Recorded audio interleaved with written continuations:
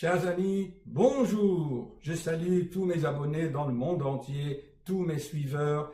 J'admire et je vous remercie de vos commentaires. Au revoir. Non, à tout de suite. Dans la description des vidéos, je mets beaucoup de notions encore, plus parfois que la vidéo, avec des liens.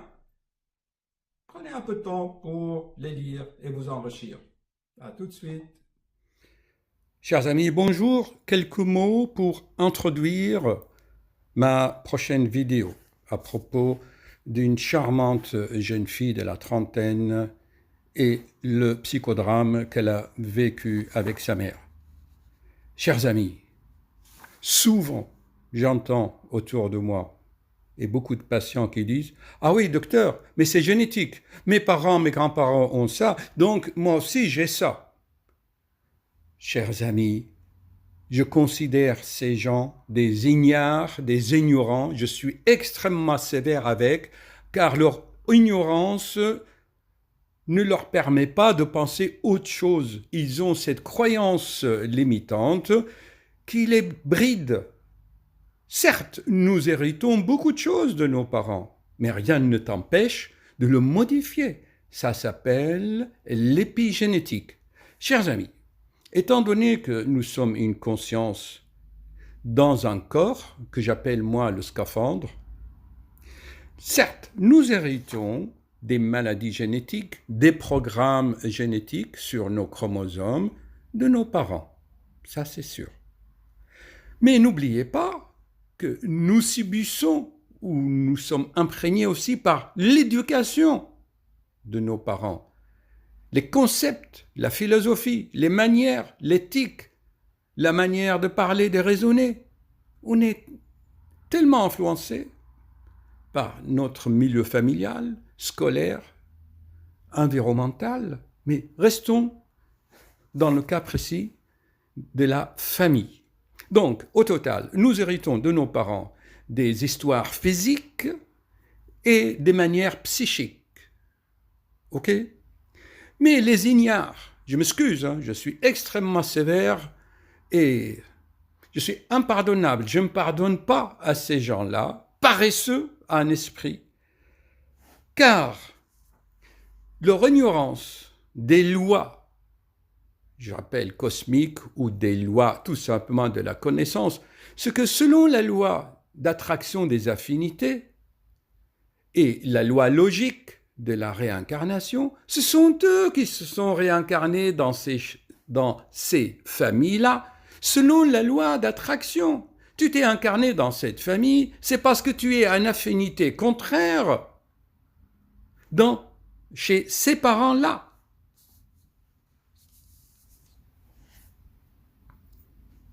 Et pourquoi? Pourquoi tu t'incarnes comme ça? Car si dans une autre vie tu étais autoritaire, despote, tu es attiré dans une future famille, lors de ta prochaine incarnation, dans une famille dont le père ou la mère est despote. Pourquoi tout cela? Y a-t-il une injustice? Non, chers amis. Tout est amour et justice dans cet univers.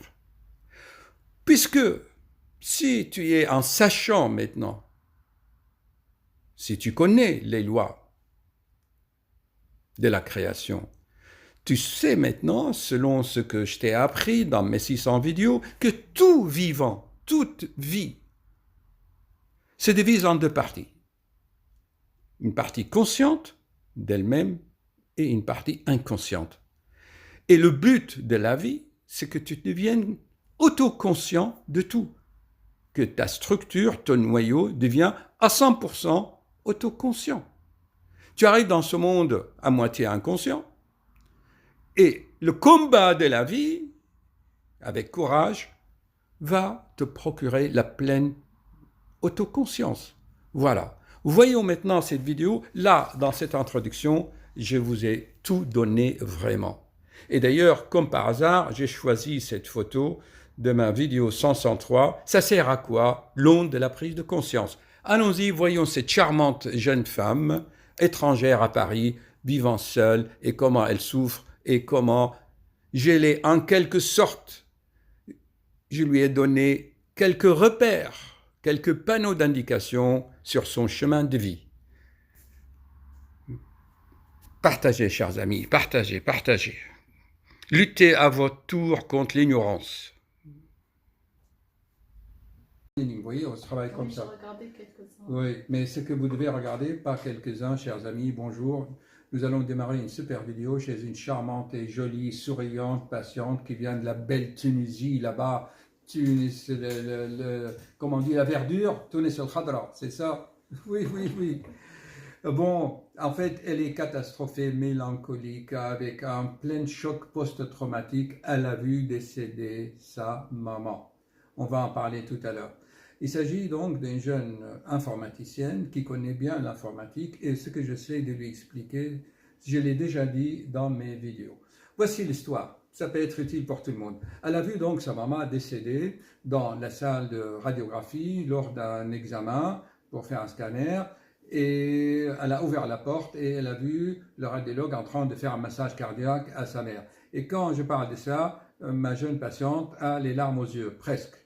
C'est des larmes, mais avec aussi un sourire ou, je sais pas, vous savez, il y a des gens, quand ils pleurent, ben, ils sourient aussi. Oui, c'est un peu de là-bas, c'est comme ça, voilà.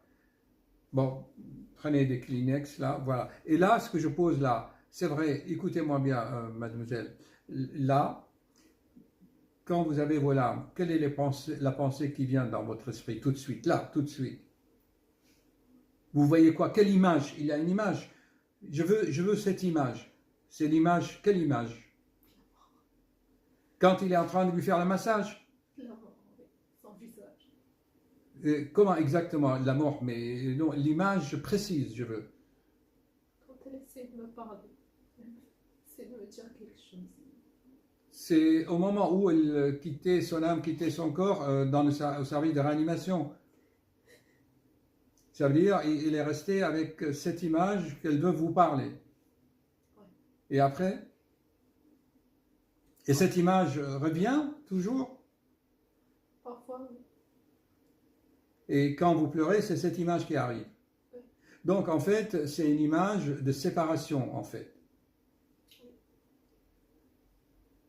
C'est l'adieu, le revoir. Et vous avez senti quoi? Un abandon, que vous êtes seul, vous avez senti... Quelle était l'émotion? J'ai senti que c'est grave, c'est trop grave, mais que j'arrive pas à comprendre. Je m'attendais pas à ça. Je comprenais je comprenais pas c'est quoi la CMH. Je comprenais pas la maladie. Je comprenais pas que c'est le moment, que c'est trop grave. Alors qu'elle avait insuffisance rénale.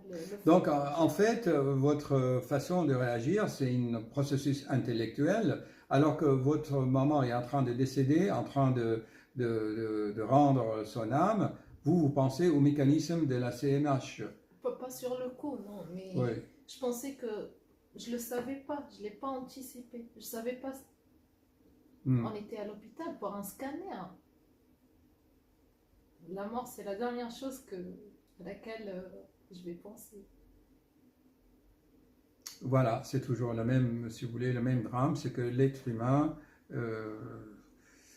réagit d'une façon vraiment dramatique devant la mort, quoi. Mais et si on vous dit qu'on va tous mourir un jour, ça vous fait quoi?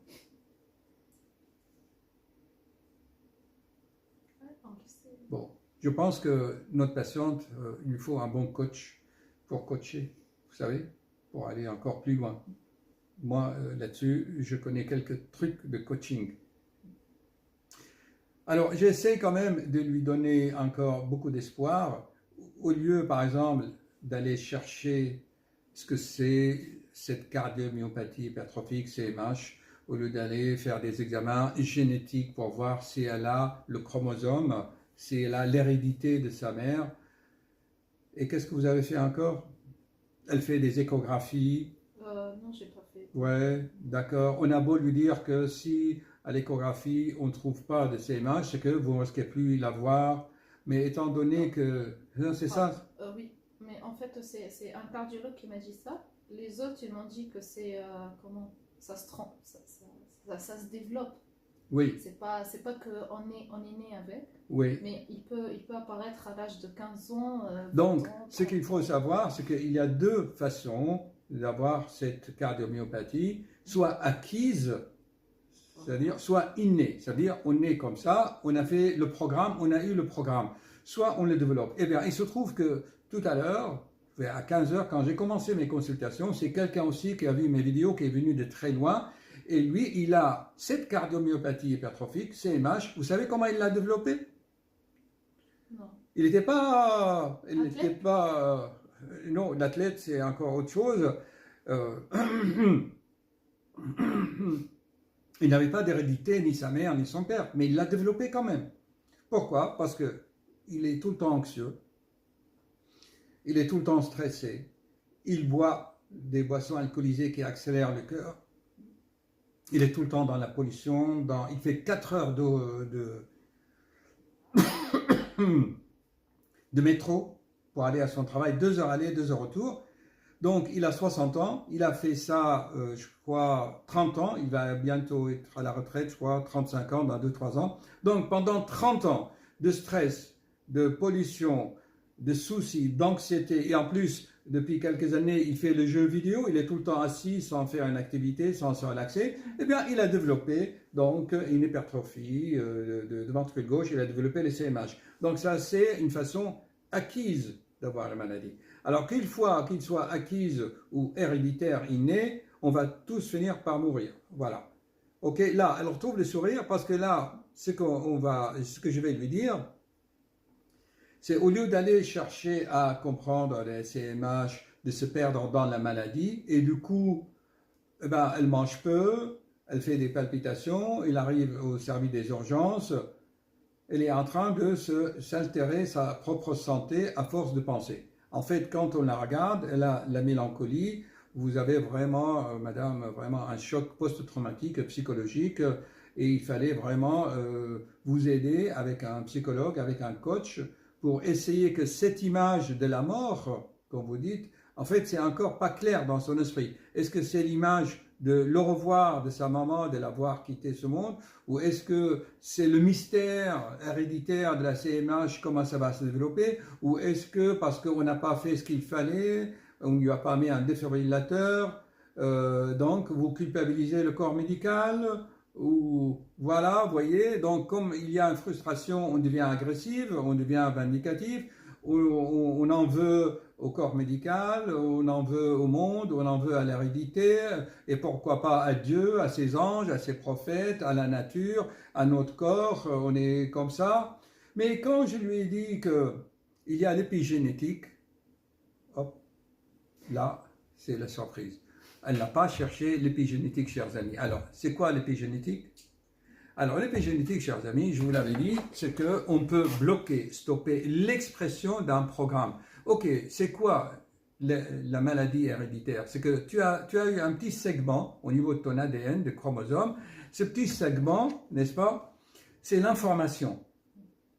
C'est une information. C'est un programme informatique. C'est un programme qui est sur des molécules biologiques. Ce programme, ton corps il va agir sur ton corps comme ton corps devient comme une imprimante 3D.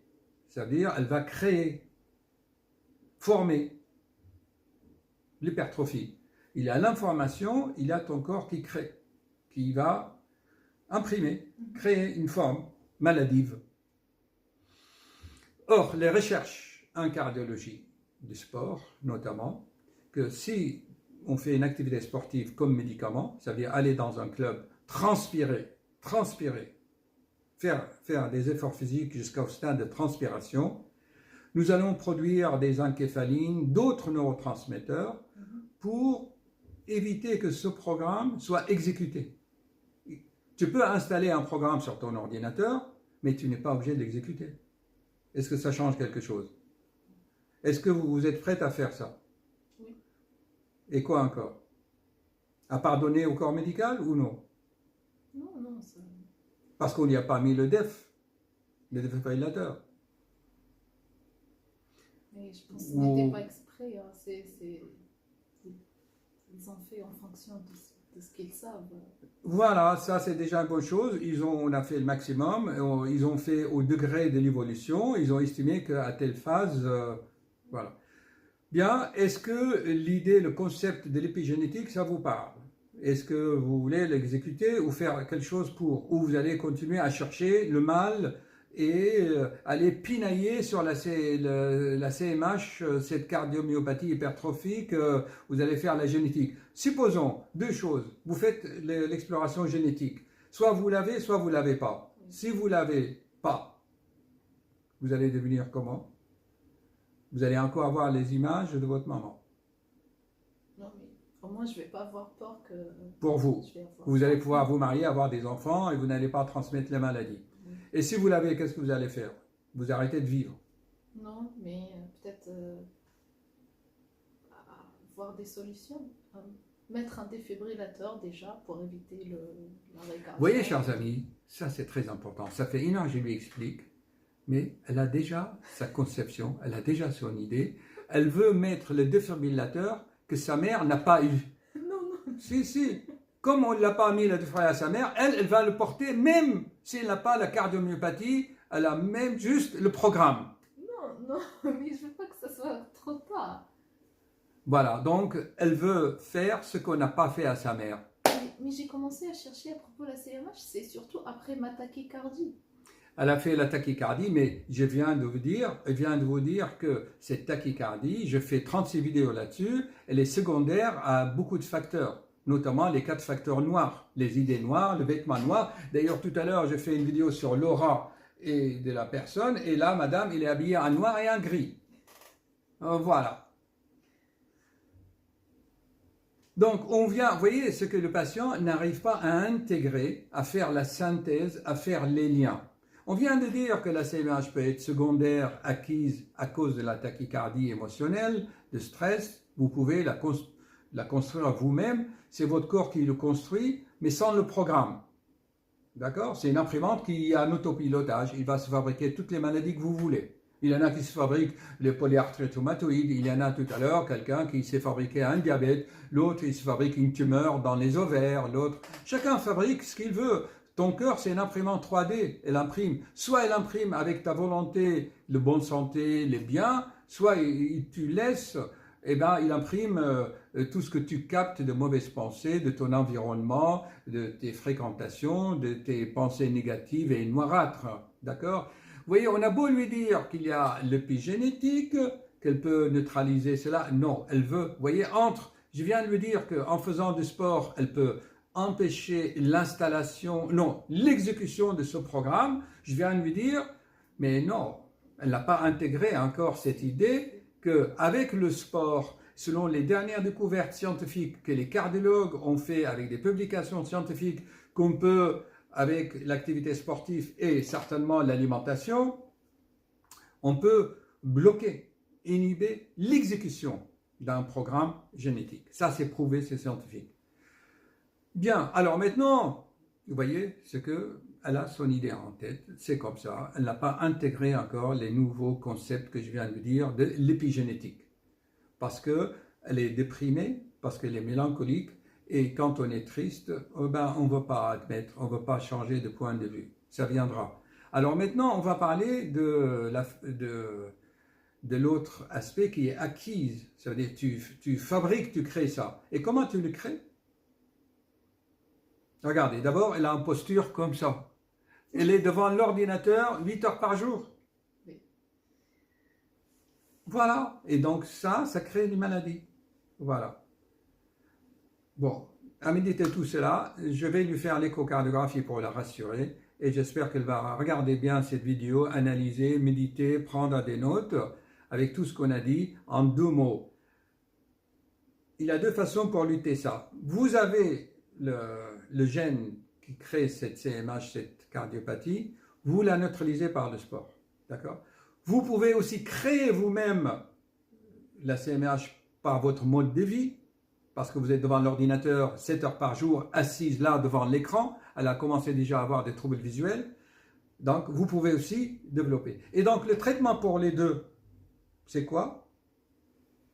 C'est le sport. Ah, elle a compris. et la bonne...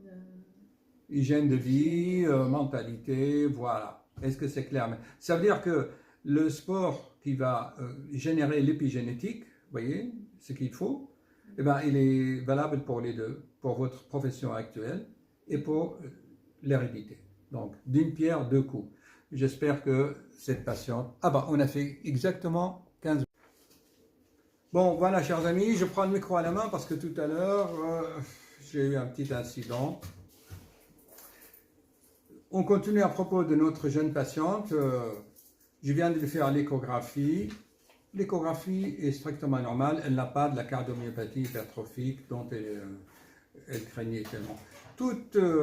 En faisant l'échographie, elle n'a cessé de me poser des questions. Elle connaît mieux la cardiomyopathie que vraiment nous, les médecins, tellement elle a l'air d'une étudiante en médecine. Mais elle n'arrive pas à capter, à fixer dans l'esprit les deux mots-clés que je lui ai donnés. L'épigénétique Et le sport. le sport. Et en plus, elle a une inversion de la respiration. Elle respire par la poitrine, elle ne respire pas par le plexus solaire. Donc, elle doit faire du yoga, voir son alimentation et essayer de voir dans votre travail s'il n'y a pas un moyen de faire 6 heures d'informatique et 1 heure de sport ou 2 heures de sport dans la journée. Il est vraiment, franchement, je n'arrive pas à imaginer, moi, quelqu'un assis 8 heures par jour devant un écran, de matin au soir, 6 jours par semaine, ou ça, c'est pas possible pour un être humain. Voilà. Donc, voilà, chers amis, si cette vidéo vous a plu, c'est-à-dire qu'elle vous a apporté une certaine prise de conscience, que vous avez ressenti des émotions que vous avez appréciées, diffusez cette connaissance, diffusez, et comment? Si chaque internaute partage avec 2 amis, comme vous voyez ici, à gauche de l'écran, donc un seul internaute partage avec ses 2 meilleurs amis sur les réseaux sociaux. Et chaque ami à son tour, vous lui demandez de partager avec 2 autres. Et ensuite, l'autre, pareil. Ce qui fait qu'en 30 minutes, un seul internaute qui a apprécié la vidéo peut diffuser pour 1, 2, 3, 4, 5, 6, 7, pour 8 personnes. Ainsi, on élève le niveau vibratoire de l'humanité par la connaissance. Voilà, merci de vos partages et de votre soutien. C'est la seule façon d'aider la chaîne à se développer. Rien d'autre. Le partage. Merci. Chers amis, j'espère vous avoir transmis ce soir une vidéo, une mini-documentaire pour vous encourager à suivre vos rêves sans peur. Et on finit toujours avec ce qu'il a dit Steve Jobs. Vous savez, Steve Jobs, son père était syrien, du Moyen-Orient. On lui a inculqué cette philosophie orientale, créative. Suivez vos rêves, chers amis, sans crainte. Car à ce moment, dès que vous êtes sur le chemin, vous êtes aidé. Des fleurs, croyez-moi, seront mises sur votre chemin. À bientôt.